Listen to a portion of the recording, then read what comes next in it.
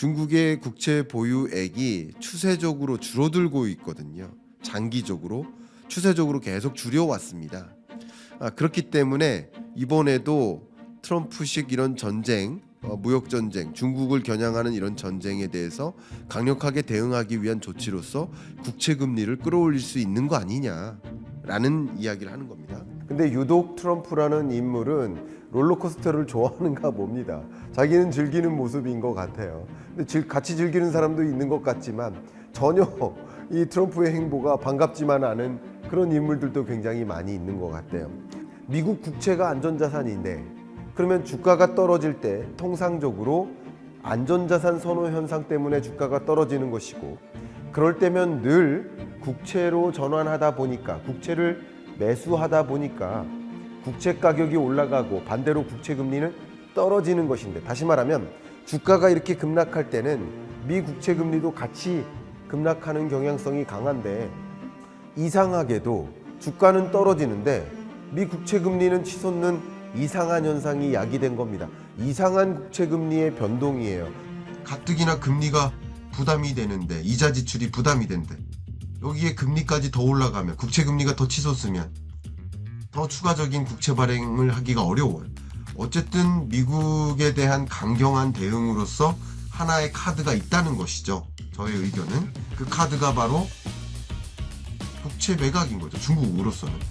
다만 제가 이 부분에도 작성을 했지만, 그 국채 매각이 간단한 것이 아니다, 쉬운 것은 아니다라는 문장을 여기 넣었습니다.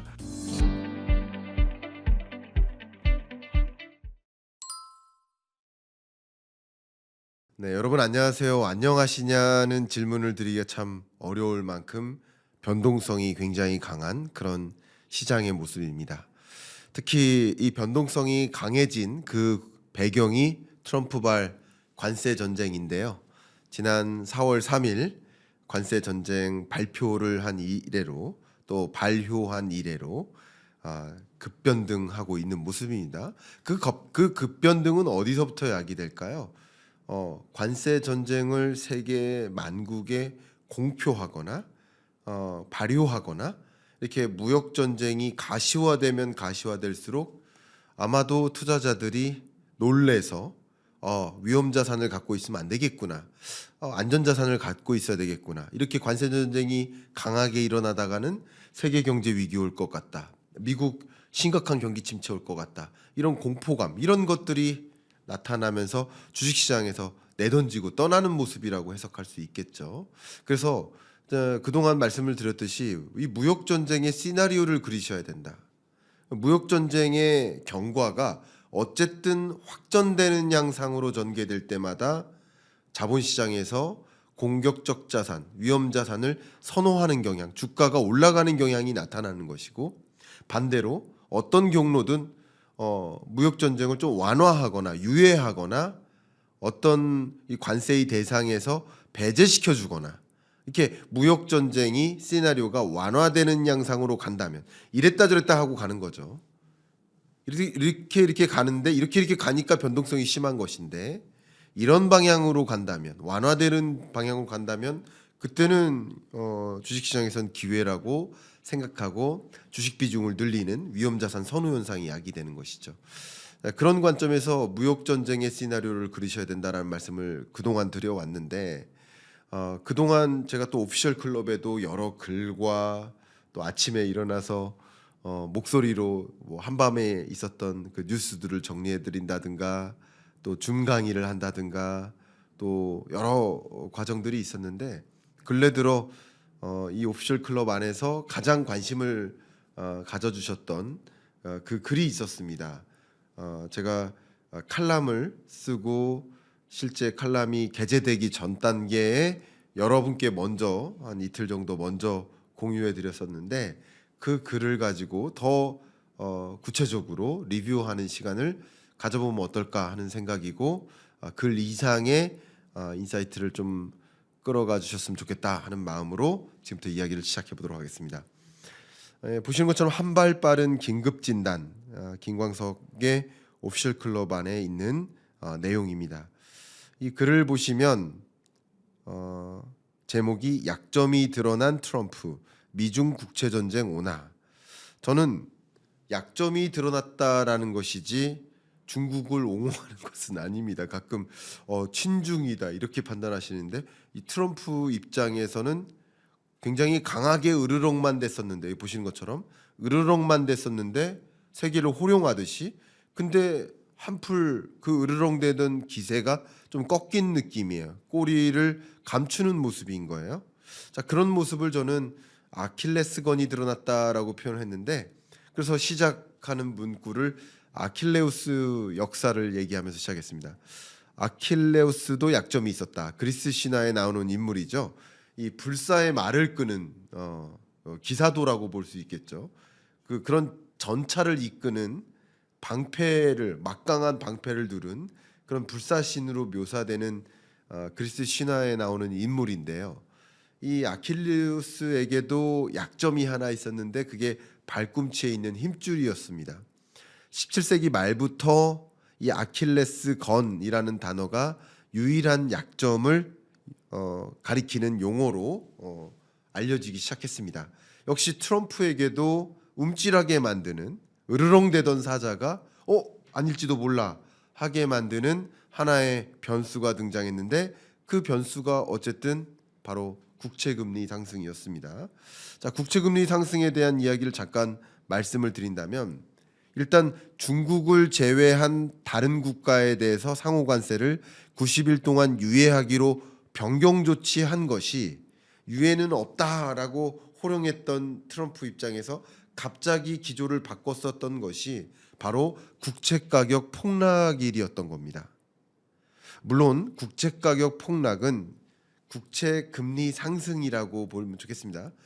이 부분은 제가 조금 이따 구체적으로 설명드리니까 친절하게 그 설명이 들어가 있습니다. 말씀을 좀 이따 드리도록 하겠고 이 그래프를 통해서 설명을 드려보도록 하겠습니다. 보시는 것처럼 상호관세를 발표해요. 발표하기 전부터 주식시장에서 내던진 거예요. 상호관세를 발표하는데 아무래도 내일 장 어렵겠지 생각하면서 주식시장에서 미리 빠졌던 거예요. 발표하고 나서 더 빠졌죠. 왜? 기대 이상의 이 정도의 상호관세를 발표할 거라고 생각했는데 기대 이상으로 예외 대상국도 없이 모든 국에 대해서 상호관세를 발표하겠다고 하니까 주가가 추가적인 조정이 있었던 겁니다. 여기에 중국이 질세라 보복관세를 발표합니다. 아무도 보복하지 마. 보복 조치하면 크게 당할 거야라고 베센트가 명령하다시피 호령하다시피 또 한 번 얘기했는데도 불구하고 중국이 그에 상응하는 보복관세를 발표합니다. 어떻게 되는 거야? 여기까지인가 보다. 그러니까 이 상호관세 발표했었던 것이 주식시장에 반영되니까 이 구간은 다소 숨고르기 느낌이었는데 숨고르기 구간을 넘어서면서 그때쯤에 중국의 추가 보복관세 발표와 함께 또 무너진 거예요. 이게 뭐예요? 관세 전쟁이 격화되는 거예요. 그러다가 실제 상호관세를 발효하는 직전일에는 그래도 그 정도까지는 아니겠지? 설마 그렇게 발효하겠어? 하는 기대감도 일부 있을 거 아니에요. 근데 상호관세를 실제 발효한 거예요. 그 기대감, 일말의 기대감마저 빠진 거죠. 그래서 다시 조정되는 겁니다. 그리고 나서 상호관세 유예 조치를 발표한 겁니다. 근데 왜 발표했느냐? 유예 조치를 발표할 때 시나리오가 완화된 거죠. 무역 전쟁의 시나리오가 다소 완화되는 거죠. 그 완화되는 흐름이니까 주가가 또 오른 겁니다. 자, 이 빨간색 선을 설명드린 거예요. 근데 상호관세를 발표를 했다가 모든 국가 예외 없어라고 발표했다가 갑자기 상호관세를 중국을 제외한 나머지 나라에 대해서는 유예 결정을 한 게 무엇이냐? 국채금리가 폭등했었던 것이다. 라고 이유를 규명하고 있는 겁니다. 국채금리 상승은 상당한 아킬레스건인가? 라고 판단해 볼 수 있어요. 또 이 오른쪽 그래프를 보도록 하겠습니다. 변동성이 치솟았습니다. 상호관세를 발표하고 상호관세를 실제 발효하고 미국의 변동성이 심각하게 치솟았습니다. 그랬는데 변동성이 치솟을 때, 다른 말로 불확실성이 고조될 때 여러분 어떻게 합니까? 안전자산을 선호해요? 공격적 자산을 선호해요? 안전자산을 선호하죠. 그러니까 주식시장에서 이탈하는 거예요. 안전자산을 선호하니까. 주식이라는 공격적 자산을 내던지고 안전자산으로 돈을 옮기는 겁니다. 옮기는데 잘 보세요. 주식을 팔고 안전자산으로 옮기는 이런 변동성이 높은 구간에는 통상 안전자산이야 금, 그 다음 안전자산이야 달러, 달러 자산하면 국채죠. 이 국채 투자로 몰리는 거예요.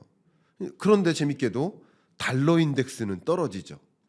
미국은 오히려 글로벌 금융위기 때처럼 마치 이번 트럼프발 관세 전쟁에 따른 경제 위기 가능성이 점증되고 이런 것은 미국에 대한 안전자산으로서의 가치를 미국에 대한 평가를 잃어가는 모습이다. 이렇게 평가를 할 수 있을 것 같아요. 마치 그런 것처럼 달러 인덱스가 떨어지는 것처럼 되게 재미있는 것이 국채를 매도하는 모습인 거예요. 국채를 매도하니까 국채 가격이 떨어지는 거죠. 다만 여기서 잠깐 한 가지 말씀드린다면 중국이 매도했다는 것은 아닙니다. 그렇다고 일부 또 전문가들은 일본이 매도했다 이렇게 얘기하시는데 그것도 아닙니다. 또 미국 주요 금융기관 혹은 헤지펀드사가 적극적으로 매도했다 이렇게 말씀도 나오는데 세 가지 다 가능성이 있어요. 그러나 세 가지 다 가능성이 있지만 누가 매도했다라고 정리 내릴 수는 없어요. 현재로서는. 이거는 일부의 말들인 거예요. 일부의 전언이에요. 전언. 근데 지나놓고 지금 1월 달까지의 통계밖에 없거든요. 그러니까 세계 각국의 국채 보유량이라든가 이런 데이터를 지금 4월 달 매도량을 확인하려면 5월, 6월 정도는 가야 됩니다. 근데 한번 생각해 보세요. 일본이 매도했다? 가능성이 있을까? 나중에 이게 일본이 매도한 겁니다라고 알려지게 되면 일본이 그동안 물론 불만은 있었겠지만 트럼프발 관세 전쟁에 대해서 고개를 숙이는 입장이었는데 정말 일본이 매도했을까?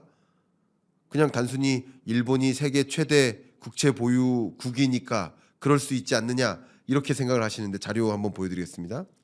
이거부터 보여드리겠습니다. 주요국 미국 국채 보유액을 그래프로 제시하고 있죠. 이 글에서 보시면 일본이 보유한 양을 보면 보시는 것처럼 일본은 1조 598억 달러 1위죠. 중국이 7,590억 달러를 보유하고 있습니다.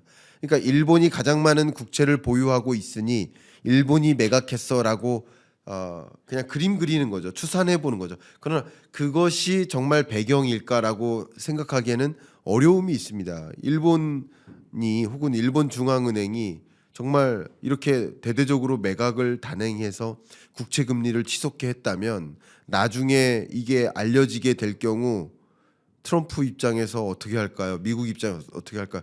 그러기는 어렵다. 저는 그렇게 판단을 하고요. 저의 판단입니다. 제가 틀릴 수도 있겠죠. 헤지펀드사가 매각했다. 그건 가능한 일이죠. 근데 중국이 매각했다. 그것도 가능한 일이죠. 매각을 얼만큼 했는지의 문제인 거죠. 근데 여기 그래프 보시는 것처럼 중국의 국채 보유액이 추세적으로 줄어들고 있거든요. 장기적으로 추세적으로 계속 줄여왔습니다. 그렇기 때문에 이번에도 트럼프식 이런 전쟁, 무역 전쟁, 중국을 겨냥하는 이런 전쟁에 대해서 강력하게 대응하기 위한 조치로서 국채 금리를 끌어올릴 수 있는 거 아니냐라는 이야기를 하는 겁니다. 잠깐 또 앞으로 올라가겠습니다. 여기 국채 금리의 기초가 있어요. 제가 요즘 그 기초적인 이야기를 많이 안 해드렸는데 왜 국채 금리가 상승하는 것이 국채 가격의 하락입니까? 그 질문에 대해서 그리고 미국 국채 금리가 왜 이렇게 중요합니까? 하는 질문에 대해서는 제가 이 오피셜 클럽 안에 있는 이 글을 좀 참조해 보셔라 말씀드리고 제가 이 부분은 설명을 좀 생략하도록 하겠습니다.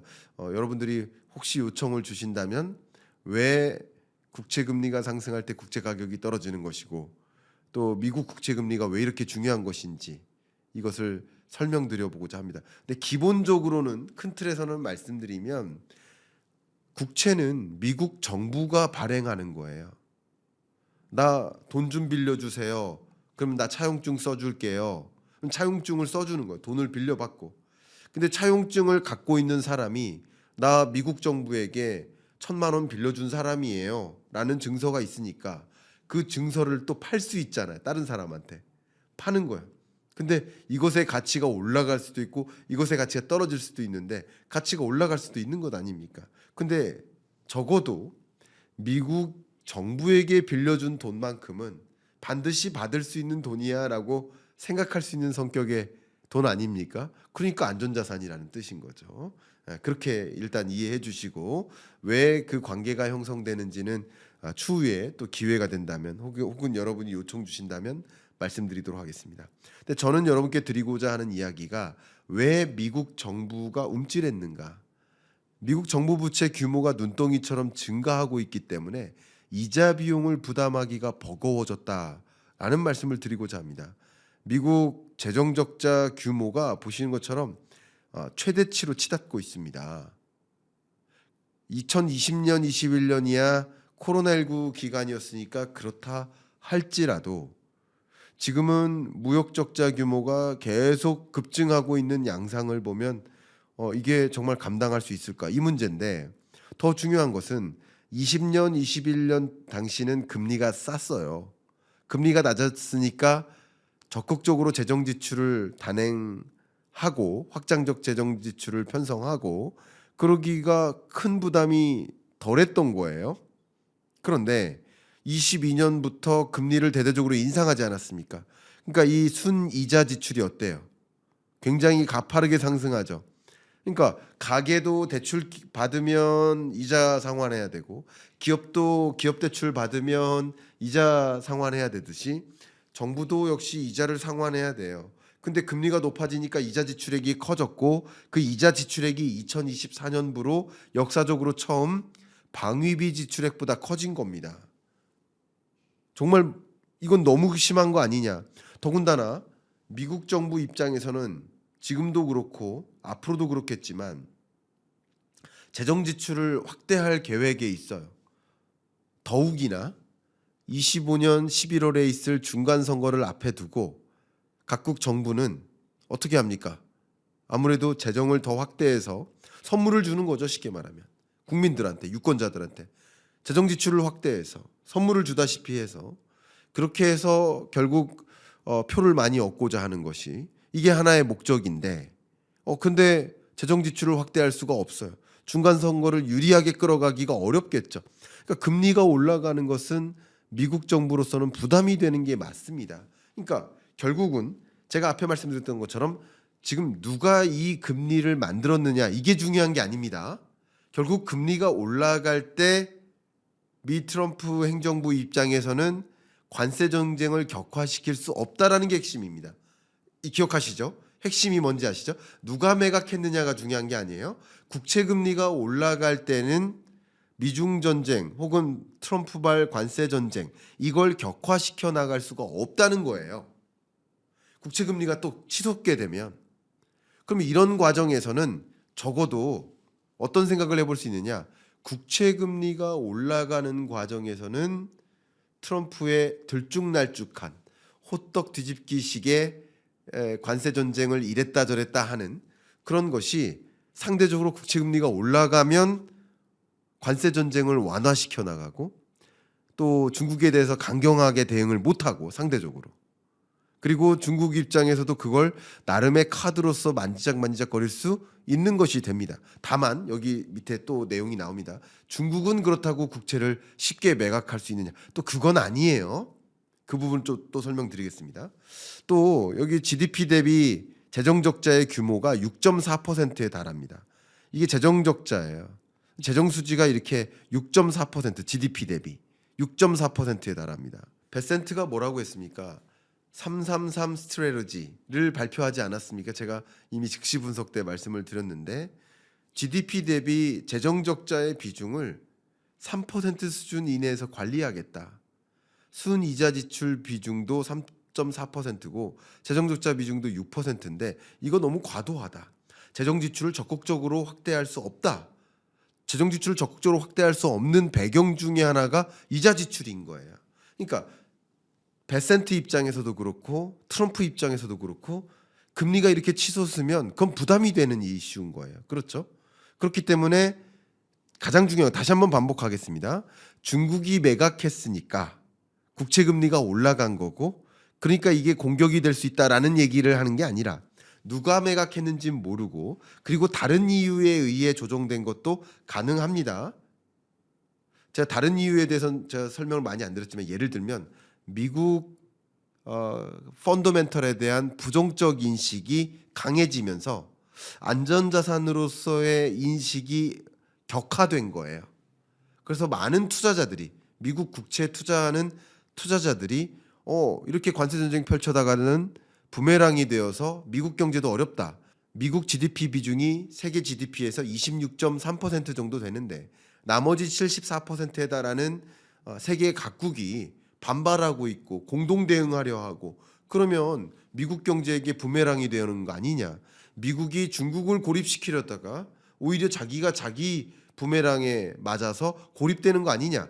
그러니까 미국이 이제 더 이상 안전자산이 아닌 거 아니냐라는 생각들이 지배적으로 자리 잡게 되면서 국채를 어떤 특정 주체가 매각했다기보다는 국채를 투자했던, 국채를 쥐고 있던 투자자들이 혹은 세력이, 어떤 기관이 조금씩 정리하는 과정이다. 그게 국채 금리를 상승하게 만들었다. 어쨌든 이례적인 일이거든요. 주가가 떨어지면 안전자산 선호 현상 때문에 국채 가격이 올라가고 국채 금리는 떨어져야 되는데, 근데 주가가 떨어지면서 국채 금리가 상승하는 건 이례적인 일이거든요. 이례적인 일을 우리는 확인했기 때문에, 그리고 그 이례적인 일 속에서 트럼프가 움찔하고 대응했기 때문에 이게 왜 그랬는지를 규명하는 게 중요할 수 있어요. 그래서 규명을 해본 겁니다. 그러나 그게 왜 그랬는지를 보는 것보다 어쨌든 국채 금리가 상승할 때, 국채 가격이 폭락할 때 트럼프는 관세 전쟁을, 미중 패권 전쟁을 더 확대할 수가 없다라는 게 더 중요한 시나리오상 우리가 참조해야 된다는 것이죠. 그래서 제가 뭐라고 했냐면, 트럼프의 관세 전쟁의 타겟도 중국이다. 몸집이 큰 중국을 상대하는 미국으로서도 다른 나라들까지 동시에 싸우려고는 없다. 이렇게 말씀드렸습니다. 중국과의 싸움에만 집중하는 행보를 보일 것이다. 바로 이런 이유죠. 그렇기 때문에 이제 전쟁의 방식이 바뀌고 있다라는 말씀을 드리는 겁니다. 자, 우리 AI가 만들어준 트럼프의 무역 전쟁 시나리오가 호떡 뒤집듯이 마구 뒤집힐 수 있다. 그러나 그 뒤집힐 때마다 여러 트리거들이 있을 텐데 그 중에 하나는 국채 전쟁인 것이다. 이 부분을 제가 설명드린 겁니다. 여기서 제가 좀 추가적인 말씀을 드려보고자 합니다. 제가 드리고자 하는 이야기가 뭐 여러 가지가 있겠습니다만, 요 얘기는 이제 그만하고, 자, 여기서 우리가 생각해야 될 것이, 이 내용에도 표현을 썼습니다만 제가 이렇게 썼어요. 버리침을 쏘면 자기 자신도 당할 수 있듯 국채 매각은 쉽게 쓸 수 있는 카드는 아니다. 중국이 미국 국채를 대거 매도한다 해도 대체 투자처가 부족하고 나머지 갖고 있는 국채 가격이 큰 폭으로 떨어질 수 있다는 위험 부담이 있다. 그러니까 버리침을 쏘면 자기도 당하잖아요. 그러니까 미국을 향해서 이 국채를 대량 매각한다는 것은 자기도 동시에 당하는 전략이기 때문에 쉽게 이 카드를 쓸 수는 없다.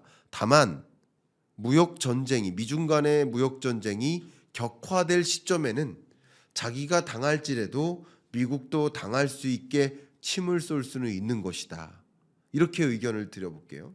방금 이 글에서 읽어드린 것처럼 국채 매각, 이게 쉽게 쓸 수 있는 카드가 아니라는 것입니다. 국채를 다시 한번 보여드린다면, 중국이 보유하고 있는 미국 국채 보유량이 7천억 달러가 넘습니다. 7,600억 달러에 달합니다. 그럼 이 중에 예를 들어서 2천억 달러를 매각한다고 해볼게요.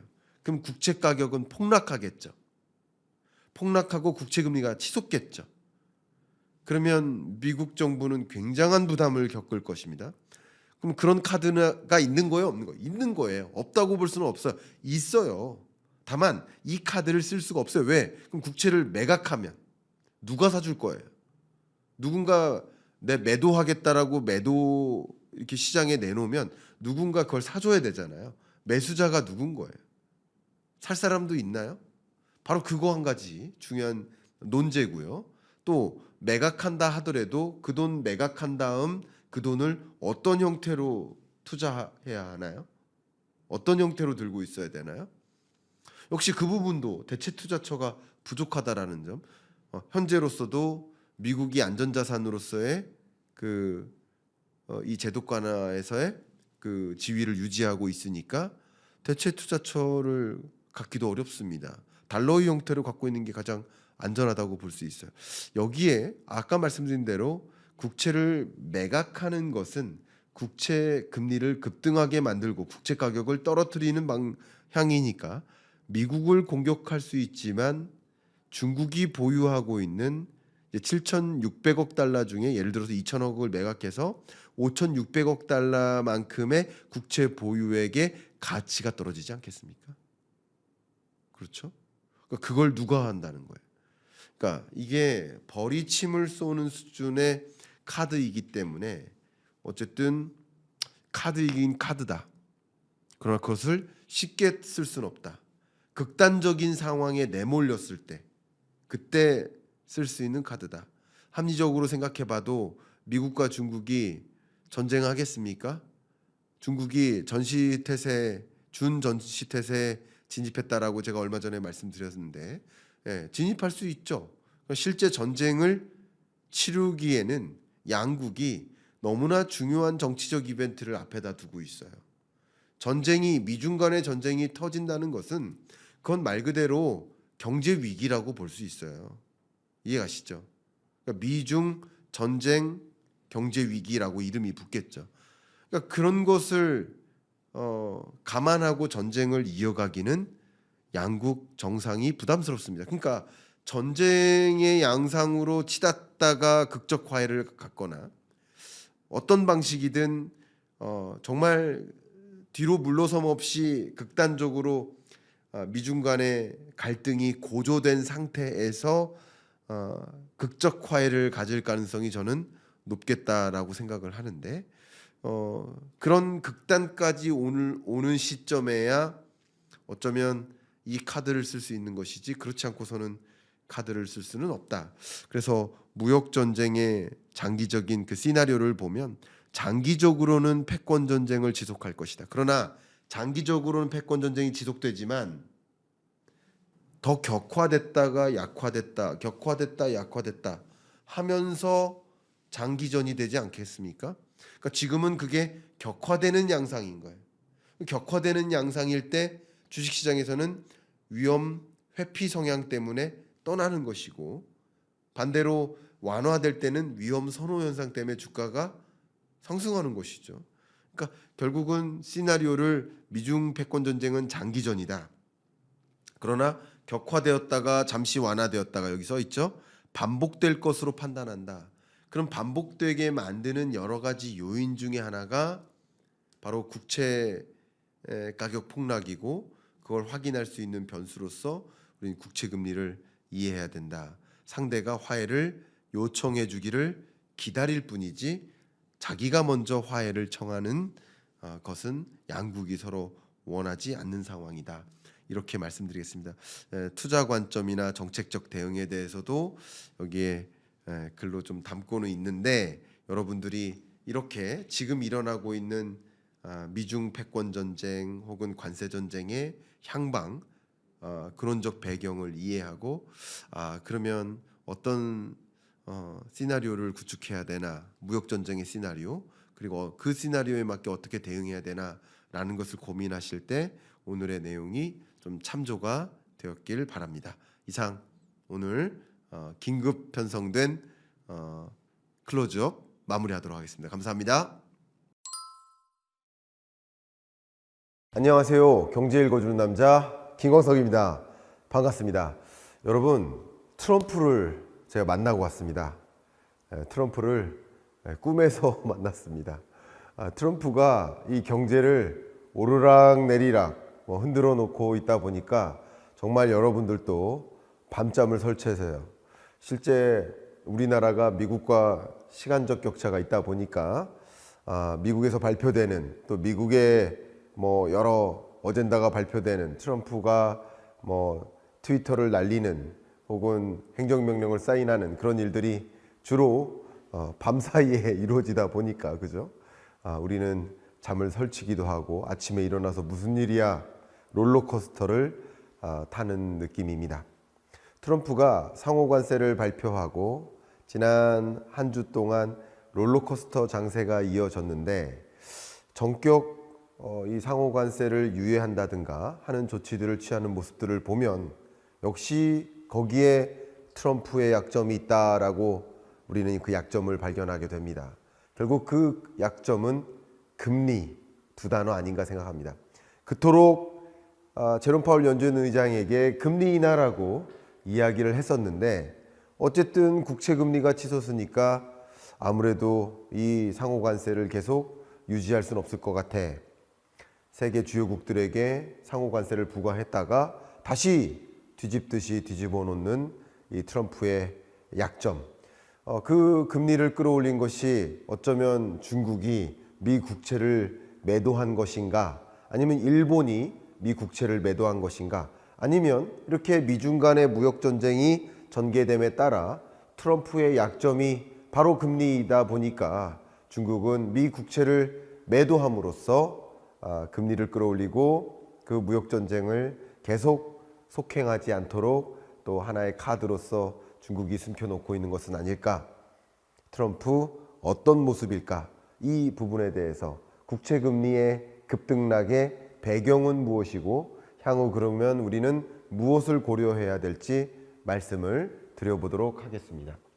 트럼프가 스스로 자기가 왕인가 보다 하고 착각하는 모습인 것 같아요. 다 나만 따라와라. 내가 세계를 이렇게 움직일 거야. 쥐락펴락하려고 하는 움직임인 것 같아요. 근데 유독 트럼프라는 인물은 롤러코스터를 좋아하는가 봅니다. 자기는 즐기는 모습인 것 같아요. 근데 같이 즐기는 사람도 있는 것 같지만 전혀 이 트럼프의 행보가 반갑지만 않은 그런 인물들도 굉장히 많이 있는 것 같아요. 트럼프는 이 롤러코스터를 정말 즐기는 사람인가 했더니 즐기는 사람이라기보다는 롤러코스터를 설계하는 설계자가 아닌가 생각도 됩니다. 어쩌면 트럼프가 설계하고 있는 이 롤러코스터는 단순히 우리가 자주 보고 있는 그 여러 놀이공원에서 볼 만한 그런 수준이 아니라 이렇게 복잡하고 빼곡하게 채워져 있는 롤러코스터 장세다. 너무나 변동성이 심한 장세다. 자, 그러면 이런 국면에서 우리는 어떻게 이 기조적인 트럼프의 움직임을 이해하고 어떤 방식으로 대응을 해야 될지 고민이 되지 않을 수가 없습니다. 그 부분에 대해서 제가 말씀을 드리려 하는데 이미 2025년 경제전망서를 통해서 2025년은 극단적 보호무역주의의 시대가 시작될 것이라고 의견을 드렸고 역시 트럼프 2.0서를 통해서 트럼프의 주된 이 카드는 바로 관세이기 때문에 관세 전쟁의 경과를 지켜봐야만 한다라고 말씀을 드렸는데 여러분께 그 전후 배경 설명 더 구체적으로 드리도록 하겠습니다. 국채금리가 상호관세를 발표하자마자 급등합니다. 또 상호관세를 발표하고 좀 주춤하는 듯 하다가 다시 미중 간의 무역전쟁이 격화될 때 또 한 번 급등합니다. 이렇게 상호관세를 발표하고 세계 많은 국가들에게 보복 조치하지 말라라고 했는데도 중국이 보복하는 모습을 보면서 야 이거 심상치 않다 생각이 됐는데 그동안 유예 없다 예외 없다 이렇게 움직이다가 전격 관세를 유예 조치를 발표하는 그런 모습은 이렇게 국채금리가 급격히 치솟는 현상을 보고 덜컥 놀란 거죠. 약점인 거죠. 국채금리 급등 현상에 트럼프의 약점이 드러난 것이다 라고 해석해 볼 수 있겠죠. 주가가 많이 조정됐었습니다. 상호관세를 발표하자마자 엄청나게 조정됐었는데 뭐라고 합니까? 갑자기 관세 유예, 나 분명히 주식 사라고 했다 라고 하면서 관세 유예. 근데 관세 유예를 발표하는 것은 참 이 트럼프라는 인물이 이 주가 조작범인가 하는 생각이 들 만큼 어떻게 이렇게 호떡 뒤집듯이 뒤집었다 또 뒤집었다 하는지 모르겠다 하시는 분들이 계시겠지만 이렇게 전격 관세를 유예한 배경에는 분명 방금 보여드렸던 국채 금리의 급등이 있겠습니다. 통상적으로 국채 금리가 상승하면 그게 왜 경제 주체에게 두려움을 줄까요? 미국 10년물 국채 금리는 하나의 가이드라인처럼 작용하기 때문에 글로벌 금리를 또 자극시킵니다. 그 국채 금리가 상승하면 기업들은 소위 대출 금리가 치솟아요. 가뜩이나 금리 높다라고 생각하던 경제 주체가 이 시중 금리가 급등하면 부담해야 될 상환 부담이 훨씬 커지죠.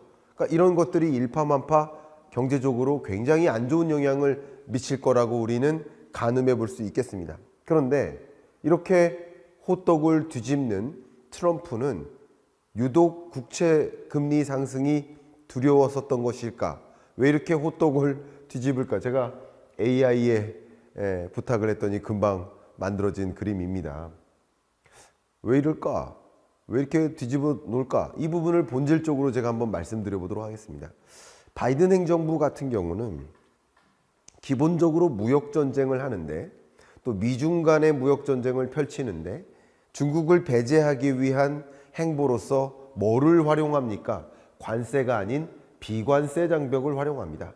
주로 IRA, 칩스법이 바이든의 상징물과 같은 그런 법안들이에요. 방금 말씀드렸던 것처럼 바이든은 법을 가지고 중국을 상대했던 거예요. 근데 이 법은 뒤집을 수 있어요? 뒤집을 수 없어요. 성격상 바이든의 어떤 전략 자체가 뒤집을 수 있는 성격이 아니에요. 그래서 나름 이런 기조를 가지고 중국을 배제하려고 준비하고 있구나 라는 것을 읽어나갈 수 있고 변동성이 상대적으로 그렇게 높지 않은 겁니다. 그러나 트럼프라는 인물은 관세 전쟁을 펼친다. 관세는 법을 통과할 필요가 없습니다. 행정명령이에요. 행정명령을 통해서 결정하는 겁니다. 쉽게 말하면 바이든 행정부는 이런 무역전쟁을 펼친다 하더라도 사원급이 과장님한테 보고하고 부장님한테 보고하고 또 부소장님한테 보고하고 임원한테 보고하고 사장까지 결재가 난 다음에야 그 전쟁을 펼칠 수 있지만 이 관세 전쟁은 트럼프 마음대로 결정하는 거예요. 그러니까 성격상 원래 이렇게 했다 저렇게 했다가 할 수 있는 성격의 것이다 라고 먼저 말씀을 드릴게요. 그런데 유독 이렇게 대반전시키는 관세를 전격 유예하겠다라고 발표한, 물론 그것마저 전략이었다라고 이야기는 물론 하고 있지만, 그러나 이렇게 관세 전쟁 펼쳐나가겠다라고 해놓고 다시 호떡 뒤집듯이 뒤집는 이유는 뭐였을까요? 방금 말씀드렸던 국채금리 상승이 두려웠던 겁니다. 그러면 국채금리 상승이 왜 두려운 것일까요? 그 이유는 무엇일까요? 바로 적자에 있습니다. 미국은 재정 적자가 계속 유지되고 있고 25년 재정 적자도 만만치 않게 높을 거라고 생각을 합니다. 2020년, 21년 코로나19에 대응하기 위한 재정 적자 규모가 컸었다라고 가정하더라도 그걸 제외해놓고 보면 바이든 행정부 기간에도 재정을 많이 투입했는데 그 이상으로 재정을 투입할 계획을 갖고 있죠. 근데 이 재정 적자를 안고 나라 살림살이를 운영해야 되는데 굉장히 많은 정부 부채 비율이 GDP 대비 높게 유지되고 있어요. 지출 추이를 보십시오. 그런데 유독 이자 부문의 전망치가 굉장히 강하게 우상향하는 모습으로 전망이 된다라는 것을 여러분께 설명을 드려보고 싶습니다. 이렇게 이자 비용이 부담된다. 왜? 계속 살림살이를 운영하고 부채 의존을 하고 그러려면 국채를 더 많이 발행해야 되는데 근데 이자 비용 부담이 이렇게 가파르게 올라요. 왜? 높은 금리 때문이죠. 이 높은 금리 속에서 이자 비용 부담이 가중되니까 아무래도 이 트럼프 행정부로서는 금리를 인하해야, 지금 보세요. 이자 비용 부담이 디펜스, 미국의 방위비 지출을 넘어섰어요. 이렇게 막대한 규모의 이자 비용 지출을 감당하면서 그러면서 또 여러 가지 재정 지출을 더 늘릴 수가 있을까? 한번 생각해 보세요. 트럼프의 궁극적인 목적은 뭘까요? 이렇게 그림을 보여드렸는데 궁극적인 목적은 중간선거 이기는 거예요. 중간선거에서 승리하려면 재정 지출을 더 늘려야 됩니다. 그렇죠? 재정 지출을 더 늘리려면 더 많은 국채를 발행해야 됩니다. 근데 국채 금리가 이렇게 높게 유지된다면 국채 발행할 수 있습니까? 중간 선거에서 이길 수 있습니까? 아니죠. 그러니까 국채 금리가 이렇게 높아지는 현상을 보고 트럼프 행정부로서는 이거 관세 전쟁을 대규모로 이렇게 펼쳐나갔다가는 안 되겠다. 중간 선거 안 되겠다라는 판단이 들어섰을 것이고, 또 그냥 중국만 패자, 중국하고만 싸우자, 모든 나라들하고 함께 싸우는 방식은 미국이 오히려 대응력이 약화될 수 있어 라고 생각을 하는 거죠. 그래서 국채금리 상승이 두려웠기 때문에, 바로 이자 비용 부담이 컸기 때문에, 그렇기 때문에 국채금리가 상승하는 현상을 놓고 호떡을 뒤집은 것이다 라고 평가할 수 있겠죠. 그런데 중요한 부분을 말씀드리겠습니다. 이상한 국채금리 변동이었다라는 것에 우리는 주목을 해야 됩니다. 이걸 리스크 오프라고 표현하는데, 여러분 주가가 하락하는 이유는 뭐예요? 상호관세와 같은 혹은 그 밖에 여러 무역전쟁의 효과가 어떻게 전개될지 몰라, 미국 경제 굉장히 어렵게 만들 것 같아, 불확실성이 커져요. 위험이 커져요. 그러니까 투자자들이 인식한 위험도가 커지는 겁니다. 위험을 더 높게 인식하면 인식할수록 위험을 내가 짊어지고 싶어요? 위험을 회피하고 싶어요? 위험을 회피하고 싶겠죠. 위험을 회피하기 위해서 주식을 내던지는 겁니다. 주식시장에서 나오는 겁니다. 주식시장에서 나올 때 통상 나오면 어떻게 되는 거예요? 안전자산으로 돈을 옮겨 놓는 방식을 취하죠. 근데 안전자산 하면 대표격이 뭐예요? 미국 국채입니다. 미국 국채가 안전자산인데, 그러면 주가가 떨어질 때 통상적으로 안전자산 선호 현상 때문에 주가가 떨어지는 것이고, 그럴 때면 늘 국채로 전환하다 보니까, 국채를 매수하다 보니까 국채 가격이 올라가고 반대로 국채 금리는 떨어지는 것인데, 다시 말하면 주가가 이렇게 급락할 때는 미 국채 금리도 같이 급락하는 경향성이 강한데, 이상하게도 주가는 떨어지는데 미 국채 금리는 치솟는 이상한 현상이 야기된 겁니다. 이상한 국채 금리의 변동이에요. 리스크 오프라는 이 리스크 매니지먼트 관점에서 봤을 때 도저히 이해할 수 없는 일이 한번 나타난 겁니다. 그러면 왜 이런 이상한 국채 금리 변동이 나타났을까? 그 이유에는 많은 분들이 주목하고 있다시피 중국이 매각했나? 아니다. 일본이 매각했나? 이런 생각들을 많이 하셔요. 결국 중국이 국채를 대량 매각하거나 혹은 일본이 국채를 대량 매각함으로써 결과적으로 트럼프를 굴복시킨 게 아닌가, 미 국채 값을 폭락시키면서, 다른 말로 미 국채 금리를 치솟게 만들면서 트럼프를 굴복시킨 거 아닌가, 이런 생각들을 많이 하십니다. 실제 한번 말씀을 드려보면 미국 폭스뉴스 기자 찰스 가스파리노가 이렇게 이야기합니다. 자산운용사에 따르면 어젯밤 미 국채를 대거 매도한 주체는 중국이 아니라 일본이었다고 한다. 이 매도는 채권 시장을 뒤흔들었고 트럼프 대통령이 정책을 일시 중단하도록 압박하게 했다는 분석이다. 그런데 한편 메이지 야스다 생명보험의 투자 전략 책임자죠, 기타무라 케니치로는 이렇게 얘기합니다. 중국이 관세에 대한 보복으로 국채를 팔고 있을 수 있다. 둘 다 뭡니까? 어디서 들은 거고요. 들은 것을 이럴 것이다 라고 추정하는 말이에요. 설이라는 거죠. 설. 일본 매각설, 중국 매각설, 설이지 둘 다 맞다, 둘 다 틀리다, 뭐라고 규명짓기가 어렵습니다. 저는 개인적으로 둘 다 가능한 시나리오다 라고 의견을 드리고 싶어요. 그래서 일본이 매각했다, 중국이 매각했다, 혹은 중국이 매각할 것을 계획하고 있고 그렇기 때문에 국채금리 시장에서 먼저 조정이 됐다, 이렇게 생각하실 수 있어요. 그러나 이걸 가지고 싸우지는 말자, 저는 의견을 드립니다. 저는 개인적으로 어떻게 입장을 취하냐면, 일본 매각설 가능한 시나리오예요. 세계 주요국 중에 미국 국채를 보유한 보유국 순위를 보면 일본이 압도적으로 많은 미국 국채를 보유하고 있습니다. 중국도 두 번째로 높은 국채 보유량을 가지고 있습니다.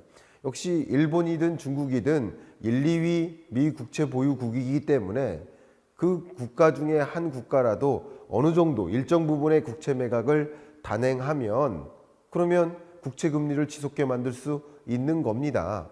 중국 같은 경우는 중장기적으로 미국 국채 보유액을 줄여왔어요.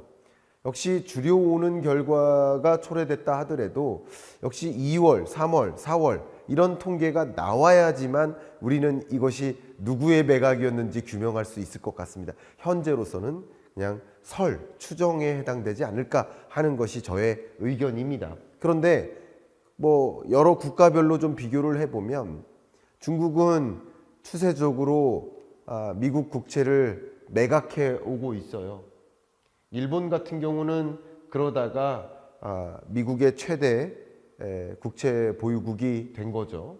역시 영국은 꾸준히 미 국채를 보유량을 늘려나가고 있습니다. 그 밖에 다른 나라들도 주로 미 국채 보유량을 늘려나가고 있어요. 그러면 어떤 느낌입니까? 중국은 팔고 있고 중장기적으로 팔고 있고 다른 유러피언 국가나 나머지 국가들이 그걸 사주고 있다. 이렇게 해석하면 어떨까요? 그런 그림입니다. 역시 지금까지도 일본과 중국이 가장 많은 미 국채 보유국이기 때문에 둘 다 매각설이 돌 수 있고 또 타당한 가능성 있는 일이라고 생각합니다. 그런데 저의 의견을 들어보면 일본 같은 경우는 그동안 미중 무역전쟁의 경과를 지켜보고 또 관세전쟁의 경과 속에서 계속 어떤 입장이었어요? 고개를 숙이는 입장이었어요. 협상해 나가겠다라는 입장이었어요. 그런데 매각할 수 있었을까요?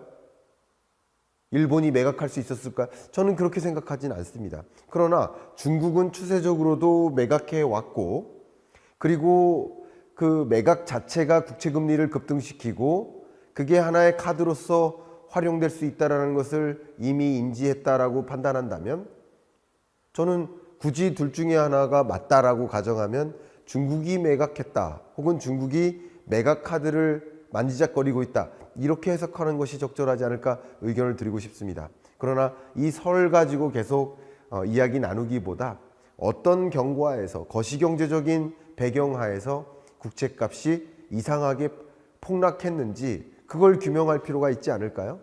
보도록 하겠습니다. 첫 번째, 국채금리가 변동하게 된 그 배경 첫 번째는 펀더멘털 요인입니다. 물가와 또 미국의 재정 수준입니다. 왜 그렇게 제가 말씀을 드리느냐? 첫 번째, 기대 인플레이션이 치솟았어요.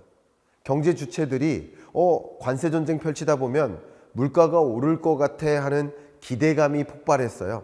물가가 오를 것 같아, 앞으로 물가가 오를 것 같다라는 얘기는 금리 인하를 하기가 어려울 것 같아라는 생각인 거죠. 앞으로 관세 전쟁을 펼치면 물가가 더 오를 것 같고 금리 인하는 어려울 것 같고 혹은 물가가 이렇게 치솟다 보면 금리를 오히려 인상해야 될지도 몰라 하는 경제 주체들의 생각이 국채금리를 시중금리를 끌어올릴 수 있다는 것이죠. 금리 인하 어려우니까 금리 인상 가능성도 있으니까 그게 10년물 국채금리를 끌어올리는 역할을 했다라고 저는 평가를 하고요. 두 번째, 재정적자도 우리는 봐야 합니다. 기대 인플레이션율만 오른 게 아니라 TGA 잔고가 계속 줄어들고 있어요. 재정적자가 심각해요. 이러다가 미국이 과연 국채를 더 적극적으로 발행할 수 있을까? 국채 발행을 더 늘려요. 그럼 국채 가격은 더 떨어지죠. 재정 적자인가? 왜 재정 적자가 더 심화된다고 보는 거예요? 미국 경제가 부메랑이 돼서 충격을 같이 맞는다. 미국이 전쟁을 걸면 다른 나라가 그것을 굴복하고 협상하는 게 아니라 같이 맞대응하는 나라들이 있다. 어쨌든 미국 경제도 중국에게 공격을 하지만 중국으로부터의 공격도 영향을 받지 않겠습니까? 미국에서 중국으로 수출하는 수출 물량도 있지 않겠습니까? 그게 지장이 있지 않겠습니까? 그럼 미국 경제의 경제 활동이 좀 수축되겠다. 견조한 경제 활동이 이루어지지 못하겠다. 그럼 아무래도 법인세든 소비세든 덜 거치겠다. 덜 거치니까 아무래도 미국 입장에서는 재정 적자가 더 심화되겠다. 그러면 아무래도 미국 입장에서는 국채 발행을 더 늘려야 되지 않느냐.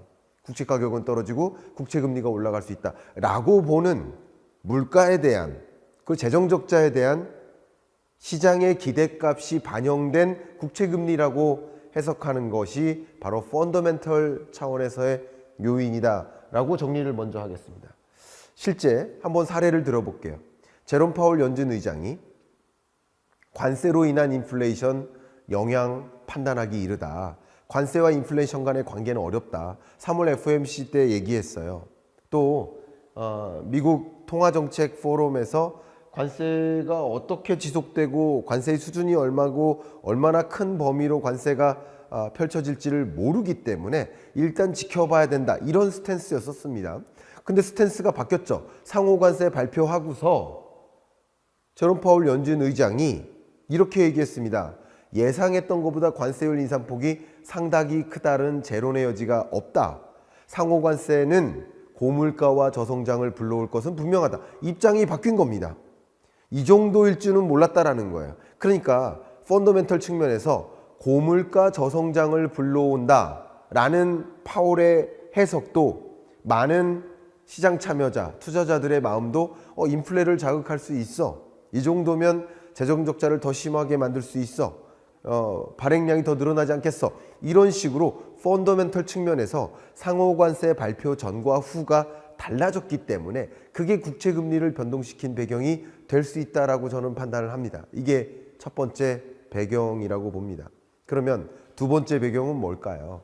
테크니컬하게 어쨌든 포지션 청산이 이루어지지 않을까. 마진콜이라고 하죠. 추가 증거금을 요구합니다. 그럼 추가 증거금 요구, 마진콜에 직면했을 때 은행들은 또 투자자들은 어떤 의사결정을 합니까? 예를 들면요. 주가가 조정돼요.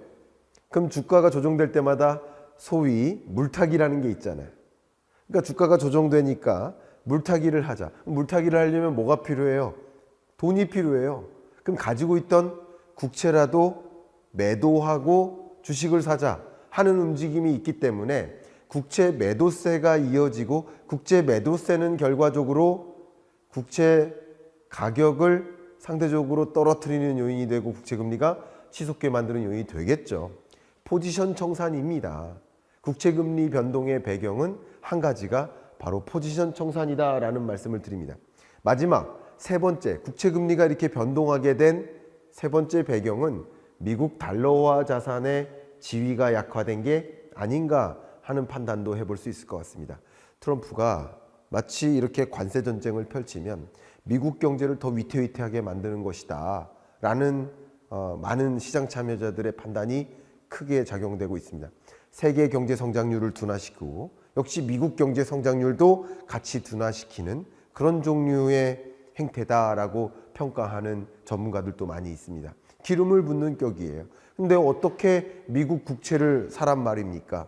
미 달러화 자산을 굳이 갖고 있는 것이 이게 안전한 것인가? 안전자산으로서의 지위가 약화되고 있다라고 평가할 수 있겠습니다. 반면에 더 이코노미스트 표지 두 개를 보여드리면 트럼프의 행보를 보면 자국을 이렇게 막 갉아먹는 모습이에요. 반면 보신 것처럼 Make America Great Again이 아니라 Make China Great Again 아니냐. 오히려 중국은 대응할 만한 카드들을 많이 갖고 있지 않느냐. 히토리 공급도 차단하고 뭐 미국 국채 매각도 할 수 있고 상식적으로 생각해 보시면 미국이 보유하고 있는 외환 보유액 중에서 절대적으로 많은 비중이 금이거든요. 근데 중국은 절대적으로 많은 비중이 미국 국채니까 이것은 무기가 다른 겁니다. 근데 트럼프의 행보를 고려했을 때 지금까지 말씀드렸던 그 행보를 고려했을 때 국채 금리를 치솟게 만들 수 있는 카드가 있다면 이것은 굉장히 강력한 거거든요. 그러니까 오히려 미 달러화 자산의 지위가 약화되는 거 아니냐. 물론 중국이 국채를 매각하는 행위는 나머지 남은 국채의 가치를 떨어뜨리는 일이기 때문에 국채를 대량 매각해요. 100개를 들고 있다. 그중에 20개를 매각해요. 그럼 나머지 80개의 국채 가격이 떨어지는 효과가 있으니까 이건 제가 비유컨대 벌이 침을 쏘아서 공격하는 것에 비유될 만해요. 침을 쏘고 난 이 벌은 어때요? 자기도 죽을 수 있겠죠.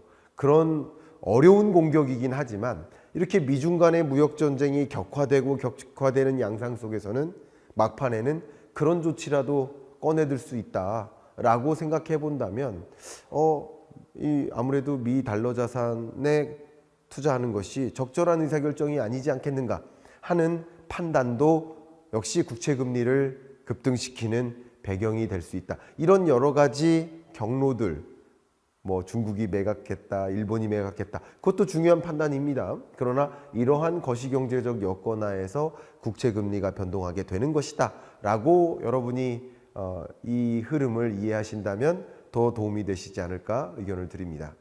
자, 이렇게 트럼프의 행보가 정말 이랬듯 저랬듯 밤사이에 어떤 발표를 할지, 어떤 트윗을 날릴지 아무도 몰라요. 그래서 아마 밤잠을 설치는 분들이 많고 트럼프가 꿈에 나오시는 분들도 분명 많이 있으실 것 같습니다. 정말 불안하죠. 이럴 때일수록 우리는 안전하게 흔들리지 않게 기초적인 흐름을 이해하고 그에 걸맞는 의사결정을 내릴 필요가 있겠다 말씀드립니다.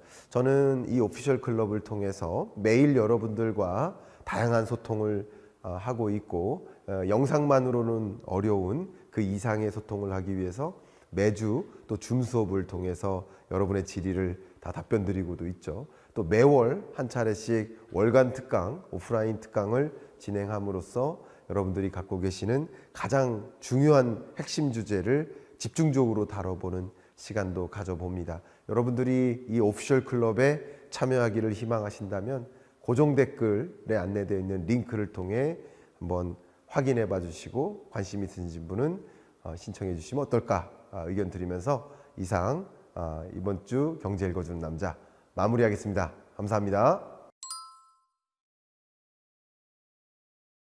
네, 여러분 안녕하세요.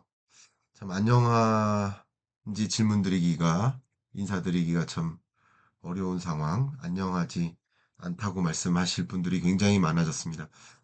트럼프 미 대통령의 여러 관세 전쟁의 행보, 그것으로 인해서 세계 70억 인구가 정말 너무나 고통스러움을 경험하고 있는 것은 아닌가 그런 생각도 해보고 USTR 미 무역 대표부 수장도 그 수장조차 트럼프가 어떤 관세율 조정이라든가 이런 정책을 자꾸 뒤바꾸고 바꾸고 하는 여정에서 전혀 논의도 되지 않은 채 그냥 단순히 트럼프가 만든 트위터죠. X를 통해서 트윗을 날리는 방식으로 관세율을 조정하니까 역시 미국 무역 대표부 수장조차 어떻게 전개되는지 가늠하기가 어렵다라고 표현하고 있는데 우리나라는 또 여러분들은 또 그 밖에 다른 나라들은 어떤 상황일까요? 말 그대로 트럼프발 관세 전쟁이 고조되고 있고 정말 많은 월가의 저명한 인사들이 대공황 직전의 모습과 같다. 보신 것처럼 미국 역사상 이 관세율을 보면 대공황 직전 수준으로 다시 돌아가는 모습이지 않나 이런 생각을 해볼 수 있겠고요. 이런 과정에서 특히 이 미중 무역 전쟁이 격화되는 양상, 트럼프식 관세 전쟁이 그 총구가 중국을 더 유독 겨냥하는 모습이고 그런 과정에서 중국도 절대 지지 않겠다. 그에 상응하는 조치를 취하겠다라는 입장인데 중국 관가가 미중 무역 전쟁이 격화됨에 따라서 전시 모드에 돌입했다라는 로이터 통신의 보도가 나왔습니다.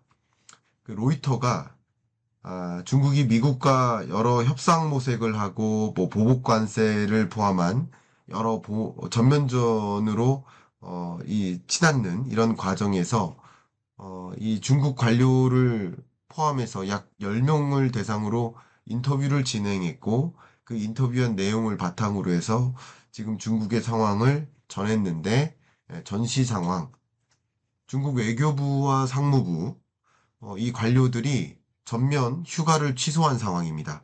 휴대폰을 24시간 켜두라는 지시까지 내려졌습니다. 이게 준전시 상황이거든요. 또 미국 문제를 좀 적극적으로 다루기 위해서 부서도 이렇게 보강하고 있는 모습들. 트럼프 일기 때 미중 문제를 담당했었던 공무원들이 있는데 지금 이들이 연락이 끊긴 상태거든요. 근데 이들도 포함해서 전면전으로 전시 상황이라고 가정하고 어떻게 보면 이런 무역 전쟁이 격화되는 양상에서 전시 상황으로 내몰릴 수도 있다라는 그런 판단. 이런 것들이 소위 말하는 이게 결국 다시 한번 대공황을 불러오는 것은 아닌가 하는 그런 우려를 많이 갖게 만듭니다. 근데 이런 입장에서 중국의 입장은 먼저 보여드리면 중국이 입장 표명을 계속하고 있죠. 우리 과거와 같은 높은 무역 적자를 유지하고 있지 않다. 그러니까 미국의 무역 적자 규모의 추세인데요. 전체 무역 적자 규모에서 중국으로부터의 무역 적자 규모가 그 비중이 줄어들죠. 지금 미국이 갖고 있는 무역 적자에서 중국을 중심으로 한 무역 적자 규모는 오히려 줄어드는 경향이 있죠. 지금은 20%대 후반까지 떨어졌습니다. 한때 전체 미국의 무역 적자 규모에서 약 70%가량이 중국으로부터의 무역 적자였다면 지금은 약 70%에서 20% 후반, 28%까지 떨어진 상태이니 우리에게 이렇게 공격을 할 필요가 없다. 라는 이런 종류의 지적들을 계속 하고 있죠. 이게 일종의 중국의 입장이라고 볼 수 있습니다. 그렇기 때문에 미국에 대한 다양한 반격 카드를 제시하고 있는데 미국은 중국에 대해서 중국발 무역 수출액이 절대적으로 많으니까 무역 적자잖아요. 그럼 중국의 대미 수출액이 절대적으로 많으니까 관세를 끌어올리면서 전쟁을 하는 거예요. 관세를 통해서 그 수출 물량을 차단하기 위한 전쟁을 펼쳐나가는 거예요. 그러면 중국 기업들은 어떨까요? 굉장히 힘들겠죠.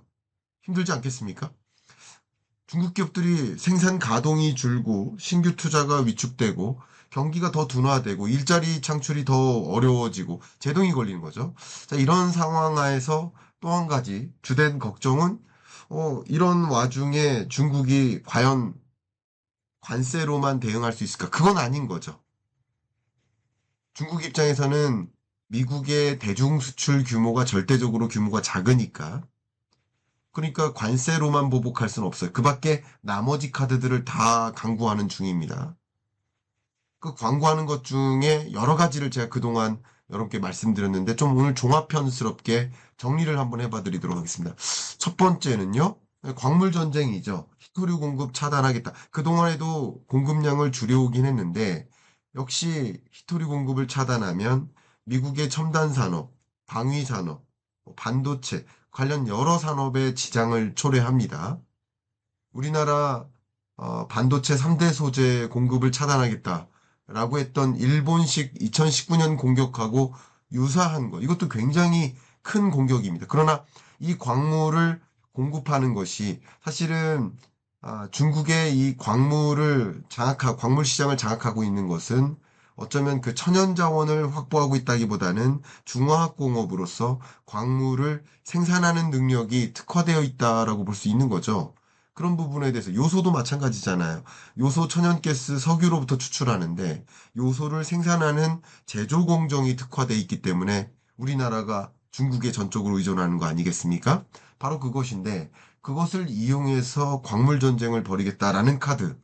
근데 이것도 결국 중국 입장에서는 광물 공급을 차단하겠다라는 것은 정말 미국의 영린을 건드는 듯한 그런 일이고 무력 충돌로 이어질 수도 있는 일이 될 수 있고 또 이 광물 공급을 차단하면 그만큼 중국 내 수출업자들, 제조기업들 굉장히 힘들어지거든요. 그것을 단행하기가 쉽지만은 않은 전쟁이지만 반격 카드로서는 한 가지 가지고 있다. 첫 번째고요. 두 번째가 저는 개인적으로 가장 예의주시할 만한 일이라고 생각을 하고 있습니다만 공동대응입니다. 이 공동대응이 굉장히 중요한 의미를 갖고 있는 사안이라고 저는 생각을 하고 있습니다. 일단 제가 그동안 말씀드렸듯이 미국 GDP는 26%예요. 세계 GDP의 26%입니다. 근데 나머지는요? 나머지 국가가 74% 아니겠습니까? 그럼 어떻게 공동 대응할까요? 뭐 다양한 공동 대응을 하겠지만 이미부터 나머지 미국을 제외한 나머지 나라, 그러니까 유러피언 국가들도 굉장한 불만을 갖고 있고 중국도 불만을 공식적으로 이렇게 표명하면서 전쟁을 펼쳐오고 있고 그럼 유럽과 중국의 GDP 규모로만 봐도 미국을 넘어서죠. 그리고 그 밖에 다른 나라들도 다 불만을 갖고 있고 미국식 정말 자국만 우선하는 그런 어, 이 자유무역주의에 반하는 이런 행보에 대해서 공동 대응하자라는 입장을 계속 취하고 있거든요. 여러 이야기들이 있습니다만 중국 그 외교관들이 실제로 여러 국가의 국제 공조를 요청하는 서한을 발송해 왔습니다. 유럽, 일본, 또 한국에 포함이 됩니다. 전통적인 미국 동맹국들도 포함해서 같이 대응하자.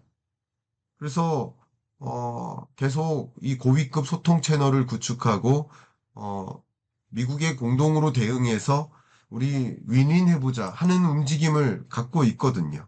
그러니까 이 전시태세만이 문제가 아니라 예를 들어서 워싱턴 주재 중국 대사관이 있는데 미국이 자국의 이익을 너무 우선시하고 있기 때문에 다른 국가의 이익을 해치고 있다. 이렇게 대사관이 얘기를 했고 그래서 국제사회가 강하게 반대하는 상황이다. 그래서 똘똘 뭉쳐보자. 미국을 고립시켜보자는 거예요. 미국을 고립시키고 우리 공동 대응하자라는 입장을 취하고 있는 거예요.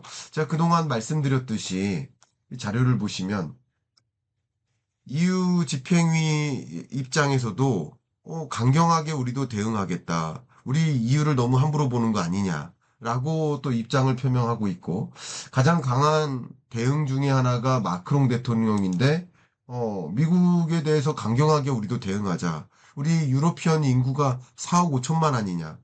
미국 인구 3억 5천만인데 우리도 그만큼 막강한 시장을 갖고 있다. 그러니까 우리도 유러피언 모두가 똘똘 뭉쳐서 대응하자라는 입장인데 중국과 함께 공동 대응한다면 달라지는 거 아니겠습니까?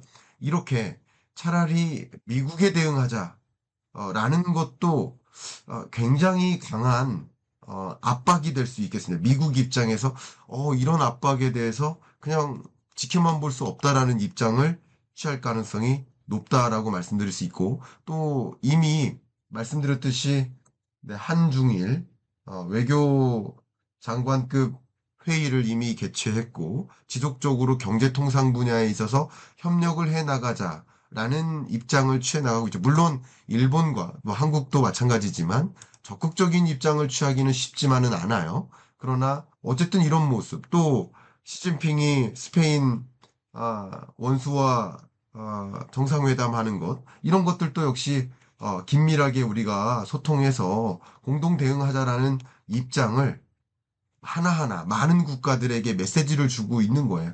그렇기 때문에 미국으로서는 오히려 고립되는 게 아니냐, 오히려 더 난관에 취하는 거 아니냐 이런 우려를 하지 않을 수가 없죠. 그렇기 때문에 상호 관세 조치도 미국 입장에서 중국에게만 타겟으로 하고 나머지 나라는 유예 조치를 단행한다거나 또 그 밖에 여러 가지 문제들 가장 대표적인 것이 아이폰인데요. 아이폰 생산을 중국에서 절대적으로 많은 비중을 하고 있는데 이렇게 관세를 끌어올리면 아이폰 가격이 올라가고 그러면 이게 오히려 미국 소비자에게 부정적 영향을 주지 않겠냐. 물가 인상 압력을 주는 거 아니냐. 그러니까 그런 것들은 다 일단 유예시키고 치하하는 방식을 취하지 않고 있습니까? 여러 공격이 될 만한 것들은 다 취하하는 입장이라고 볼 수 있겠습니다. 세 번째 카드가 보신 것처럼 미국에 대한 반격으로서 국채전쟁입니다. 국채금리가 올라가는 것. 이것은 굉장히 심각한 문제를 야기한다라고 제가 어제 이 트럼프의 약점이라는 경익남 시그니처 영상에서 분석을 명확하게 해드렸습니다. 거기에 더 나아가서 제가 추가적으로 오피셜 클럽에 글을 하나 올려드렸는데 여러분께도 살짝만 공유를 좀 해봐 드릴까 합니다. 여기 보시면 자 미리 보기로 올려놓고 보여드리겠습니다. 그러니까 트럼프에게 약점이 드러난 거죠. 여러 가지 약점이 있지만 오히려 이런 변동성이 커지는 과정에서 달러 가치가 떨어지고 국채 금리가 치솟는 이런 현상은 상당한 약점이 될 수 있겠다. 이게 어떤 경유로 미 국채 금리가 치솟았고 다른 말로 국채 가격이 급락했는지는 현재로선 규명하기 어렵습니다. 그게 일본이 매각했는지, 중국이 매각했는지, 헤지펀드사들이 매각했는지 그것을 규명하기는 현재로선 어렵습니다. 그러나 저는 누가 그랬는지를 규명하는 건 덜 중요하다. 어쨌든 국채 금리가 치솟는 것은 미국 경제에게 상당한 부담을 준다라는 것을 말씀드렸는데 왜 국채 금리 상승이 두려운가? 미국 재정 수지 추이를 한번 보시면요. 자료 보이시죠? 재정 수지가 계속 적자예요. 코로나19 팬데믹 때는 특별한 일이라고 생각하더라도 그 이후 계속 지속적으로 재정 수지가 적자 폭이 늘어나고 있습니다. 근데 중요한 것은 순이자 지출이 급격히 증가합니다. 22년 이후 금리가 급격히 상승하면서 이자 지출이 상승하는데 그 이자 지출 규모가 24년부로 방위비 지출액을 넘어서는 수준으로 증가했습니다. 재정 수지 적자가 상당한데 그 이유 중에 하나가 순이자 지출인 거예요. 근데 이 보시면 재정수지 적자의 상당한 기여가 순이자 지출이라는 거예요. 그런데 더 많은 국채를 발행해서 혹은 더 많은 국채를 발행하고 더 많은 빚에 의존해서 살림살이를 살아가고 그리고 11월 25년 6년 11월에 있을 중간 선거에서 승리로 이끌려면 더 많은 지출을 해야 되는데 할 수가 있겠습니까? 할 수가 없는 거죠. 가뜩이나 금리가 부담이 되는데 이자 지출이 부담이 되는데 여기에 금리까지 더 올라가면 국채 금리가 더 치솟으면 더 추가적인 국채 발행을 하기가 어려워요. 어쨌든 미국에 대한 강경한 대응으로서 하나의 카드가 있다는 것이죠. 저의 의견은 그 카드가 바로 국채 매각인 거죠. 중국으로서는. 다만 제가 이 부분에도 작성을 했지만 그 국채 매각이 간단한 것이 아니다. 쉬운 것은 아니다라는 문장을 여기 넣었습니다. 왜냐하면 중국 입장에서 국채 보유량이 보시는 것처럼 7천억 달러 정도 가지고 있는데 이 중에 예를 들어서 3천억 달러 혹은 2천억 달러를 매각해요. 그러면 국채 금리가 치솟겠죠. 국채 금리가 치솟는다는 얘기는 다른 말로 국채 가격이 떨어진다는 얘기인데 만약에 그렇게 의사결정을 하면 나머지 5천억 달러에 달하는 중국의 미 국채 보유액은 가치가 급감하지 않겠습니까? 그런 결정을 하기가 어려워요. 제가 뭐라고 비유했냐면 벌이 침을 쏘면 자기 스스로도 당한다. 여기 그런 문장을 남겨드렸는데 마찬가지로 지금 이런 종류의 무역 전쟁이 극화되는 경우에 사용되는 것들인데 카드는 있어요. 근데 그 카드를 쓰는 게 히토리 공급을 차단한다든가 공동 대응을 한다든가 역시 그 카드도 벌침이 될 수 있어요. 우리나라 입장에서 그 공동 대응에 제대로 참여할 수 있을까요? 미국 우방국, 동맹국들이 그렇게 참여할 수 있을까요? 그러니까 그런 것들이 결과적으로 굉장히 큰 충격을 스스로에게 줄 수도 있기 때문에 공동 대응이나 국채 전쟁이나 광물 전쟁이나 이런 것들이 다 카드는 되지만 그것이 가져다 줄 역효과도 무시할 수 없다. 그런 점에서 이것을 쉽게 단행하기는 어렵다. 그래서 그 시나리오들을 여기에 좀 정리를 했는데요. 그 부분을 좀 말씀드리면 일단은 무역 전쟁은 계속 격화될 겁니다. 계속 격화될 가능성이 높고요. 격화되지만 급격히 완화되는 일이 있을 수 있다. 그러니까 항상 완만하게 싸울 때는 화해도 없어요. 근데 이 싸움이 극단적으로 치솟게 되면 극단적인 수준에서 극적 화해를 이룰 가능성이 높다라고 저는 평가를 하고 있습니다. 그 여러 가지 이유가 있겠지만 어쨌든 두 국가가 정치적 이벤트를 앞에다 두고 정말 실질적인 무력 충돌, 전쟁을 하고 싶지는 않아요. 그렇기 때문에 무력 충돌 인근까지 갔다가 극적 화해로 전환될 가능성. 그러니까 무력 지금 중국이 전시 상황, 전시 태세를 준비하는 입장을 표명한 것처럼 이러다가 무력 충돌 비슷하게 갈 수도 있겠다라는 생각을 해보죠. 그 부분을 살짝 말씀드려보면 지금 현재 타이완 해협에 대한 중국의 침공 그 가능성이 50%에 달한다 라고 평가를 하고 있습니다. 제가 그동안에도 계속 말씀드렸습니다만 미중 간의 그 충돌은 극단적인 경우에 타이완 해협에서 일어날 가능성이 높다. 근데 타이완 해협을 놓고 중국이 타이완을 하나의 중국으로 가져가겠다라는 입장을 표명할 가능성이 높지만 미국으로서는 타이완을 내 것으로 가져가자라는 입장보다는 중국이 타이완을 가져가는 것이 싫은 거죠. 그것을 방어하기 위한 입장을 취하면서 이 해군 군함이 타이완 해협에 이렇게 안착할 가능성이 상당 부분 있다라고 말씀을 드렸습니다. 그리고 미국 해군 입장에서의 여러 가지 시나리오들 뭐 한 20가지 됩니다. 그 시나리오들을 마련하고 각각의 시나리오에 따라서 어떻게 대응할지를 이미 지침을 마련하고 대응책을 강구하고 있는데 그 시나리오 중에 하나는 전쟁이죠. 근데 그 상황까지 갈 거라고 보느냐? 그렇게 가진 않을 거라고 봅니다. 그래서 더 이코노미스트 표지에서도 보시는 것처럼 그 상황까지는 가지 않고 그 상황을 앞에다 두고 극적 화해를 가질 수 있다.